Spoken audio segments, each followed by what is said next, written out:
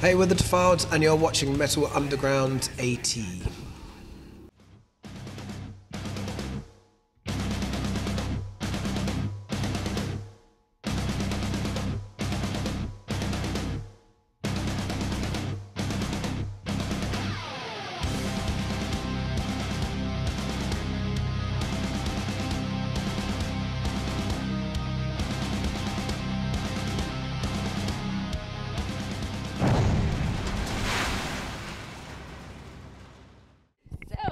Hello, and thank you for having time for me. How are you doing, guys?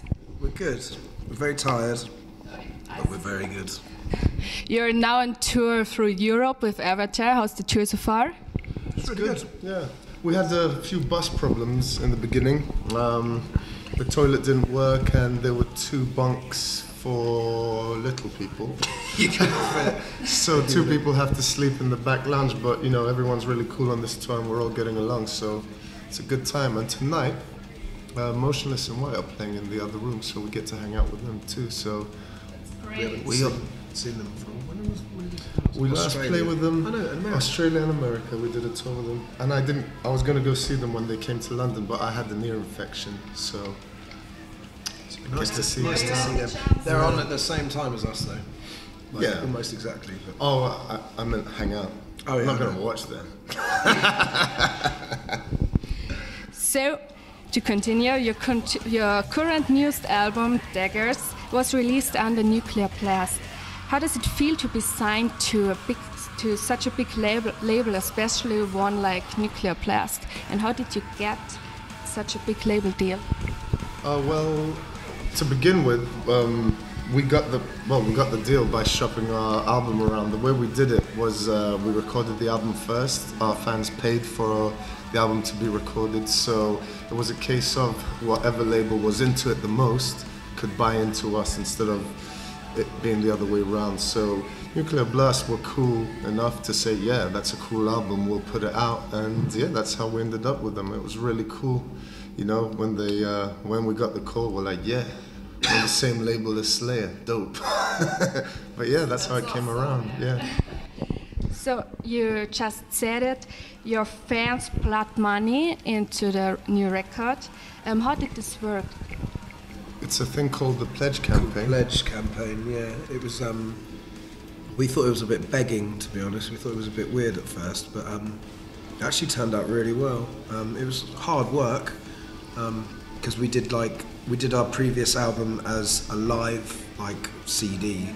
So we had kids come in and we would do the album in its entirety and record it and release it to them, the people that pledged. And it was a bit nerve-wracking that day because you get one chance. If you fuck it up, it's there forever. So we did it all right. I think we got through it all right. Yeah, we actually went over our limit on the Pledge Campaign. You can actually still buy that CD on Pledge. You can go over your limit. I think at 130% right now.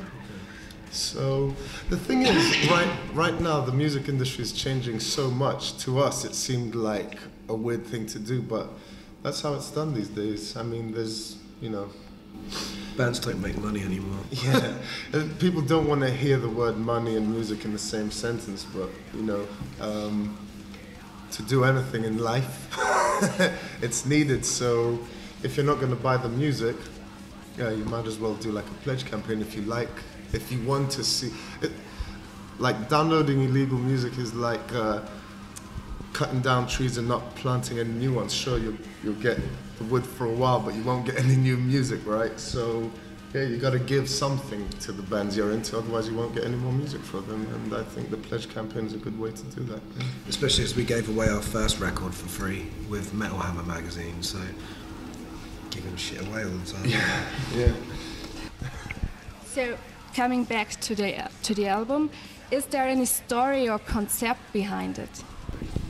Yeah, it's the way we felt at the time when we were writing the album. I think we did it in 2 bursts, didn't we? Yeah. And we were going to do it about the music industry, but then a whole bunch of stuff happened in our lives, so we wanted to write about that. And it's just a chronicle of our lives during that time. Yeah. We didn't do a concept record or anything like that. It was kind of Yeah, just about our lives at the time. That sounds great. Really. Yeah. So, and I think it was about a month ago I heard about this crazy band who played a live gig on a floating iceberg in Greenland. You remember?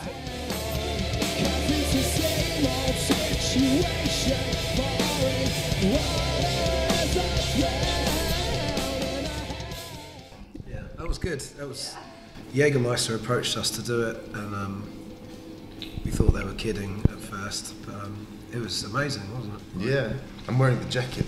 Yeah, ice cold gig. It was a very strange experience. You can actually check out the, what is it, like a documentary. It's like a 20-minute documentary. Yeah, it's good. In England, it's on TV at the moment as well, which is kind of cool.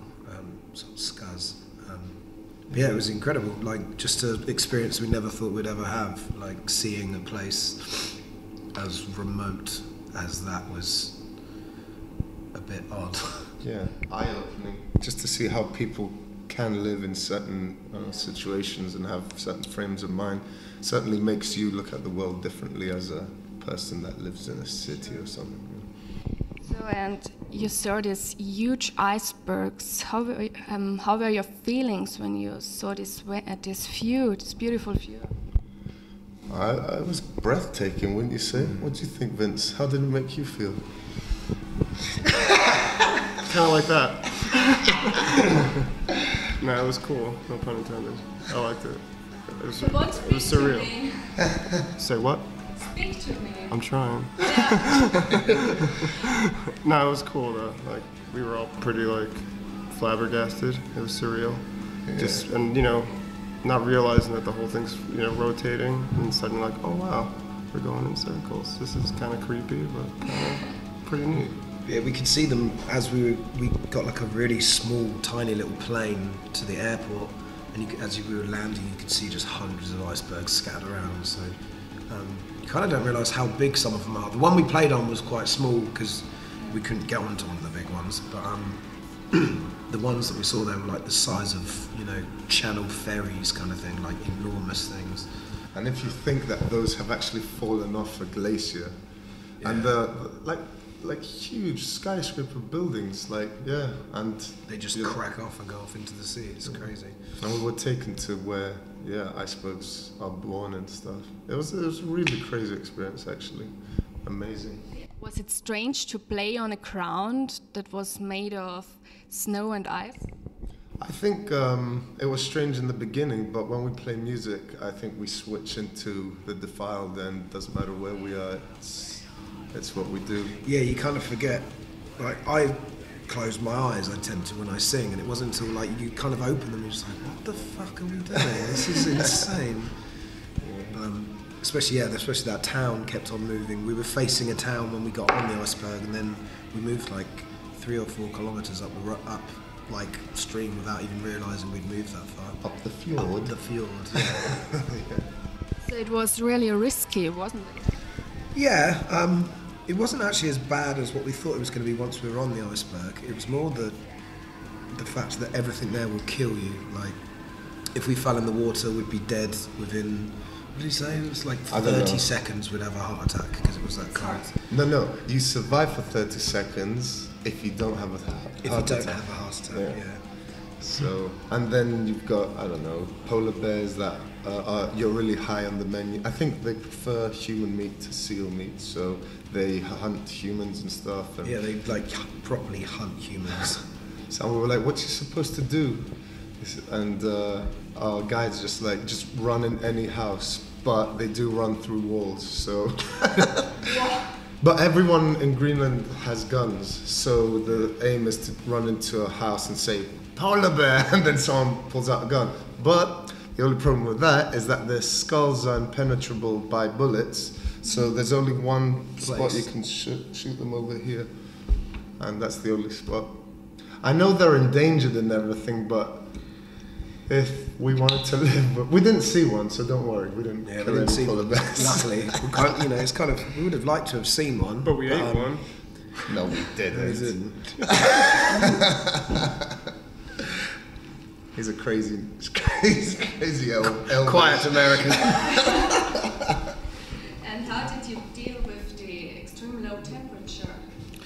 wasn't actually that bad, was it? The cold wasn't. It was the boat rides. Yeah, being on the boats were It freezing. was really fast to travel. Yeah, it was so fast, and there was no roof on the boat, so we were all just kind of hunched down like this, trying to get warm. It was, as soon as you stopped, it was nice. We actually all got sunburnt when we were on the iceberg. Really? Yeah, the sun was so bright on us, and we had loads of wetsuits and everything on, so we were just sweating, being, burnt by the sun. Yeah, because the sun rays just get how'd you say, bounce Deflected. off. Deflected. Boom. So now I want to talk about the future. Are you currently writing on new stuff for an album? Yeah, we've got quite a lot of songs done already for it, and then we're going to go and record it in January. When can we expect a new album? Don't know yet. We don't know if we're even going to do an album. We don't know we don't really know what we're going to do yet. We have a bunch of songs that we really like, and we don't know what we'll do with them. It's a surprise. Yeah. So, lastly, are there any messages you want to add to your fans? Yeah, I'd like to say that if you've been into our band and supported us, thank you very much, and thank you for giving us the opportunity to do what we love, which is travel the world and play heavy fucking metal. I need chocolate. Thank you so much for the interview. Thank you.